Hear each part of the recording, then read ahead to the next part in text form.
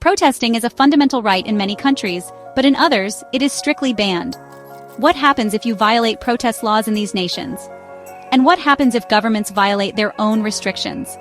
Today, we break down the strictest countries for protest bans, the legal consequences for protesters, and the global fight for freedom of assembly. Let's start with the strictest countries, places where protesting can lead to severe punishment.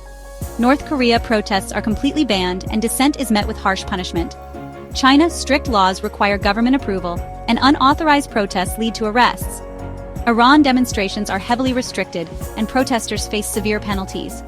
Russia protest laws have tightened, with harsh crackdowns on political dissent. Now let's talk about the consequences. Arrests and fines. Protesters can face jail time or financial penalties.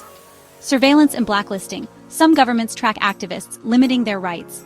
Violence and suppression. In extreme cases, protesters face police brutality or worse. But what happens if governments violate their own protest laws?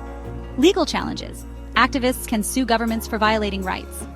International pressure. Organizations like Amnesty International push for accountability. Public backlash.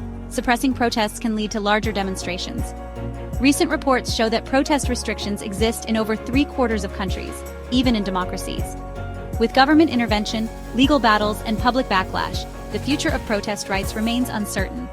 So, whether you are marching for change or studying history, this debate matters. Understanding the past helps us protect the future.